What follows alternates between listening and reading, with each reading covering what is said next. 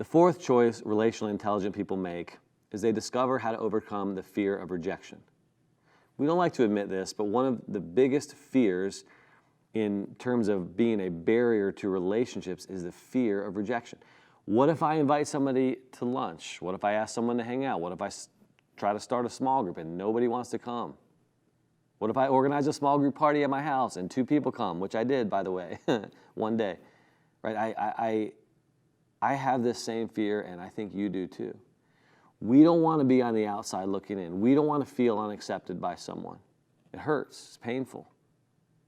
Just a few months ago, my 10-year-old son got a note passed his way by a girl. It said, he was telling me this in the car one day after I picked him up from school, and it said, "Do you like me? Yes or no? Check the box," right? Classic moment. And he put no. My son is a really empathetic, sweet little kid, and he felt bad about it. He was telling me about this. And he said, "Dad, should I have done that? There wasn't really a maybe." I wanted to put maybe. And he said, no, he was honest. I said, well, you were honest, but that girl, put a risk out there. But here's what's revealing about that. Like we don't want to be vulnerable, do we? It's hard, at least. We grow up and we're too old and sophisticated to pass notes, but underneath the surface is quite often still that question, do you like me?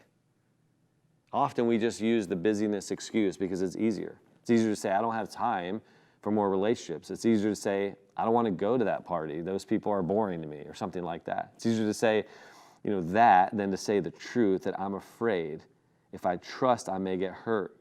I'm afraid that if I open up, I may feel pain. I'm afraid that if I reach out, I may get rejected. And maybe I've been hurt like that before. Truth is, in our society, the real reason people live in the relational shallows is often plain old fear. And relationally intelligent people understand that if you take the risk, if you open your heart to another, you might get hurt.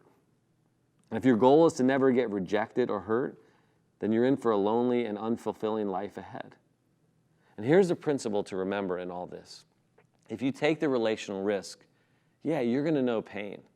But if you don't take the risk, you will never know love. Your heart will be unprotected and safe and unbroken and undisturbed, and it will get a little bit colder and harder until the day that you die.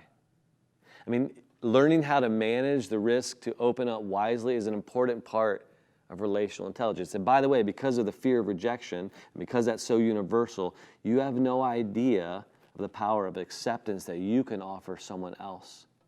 The gift of acceptance and affection and love that you give to people, that you have the capacity to give, that even somebody that doesn't deserve it, right? That you extend that to someone else. It is a powerful reality of life, and it is a gift that you can offer someone else, and we can offer that to people, and we're supposed to offer that to people. That's how the human economy works, because that's God's economy. This is the way of a relational genius. It's the way of Jesus. It's the way of love.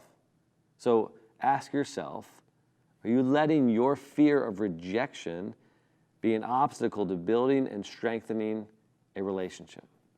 And on the other side of the conversation, is there someone in your life that you need to show up for with greater acceptance and extend that gift to them?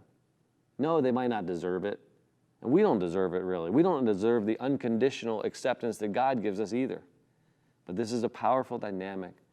We all fear rejection at some level.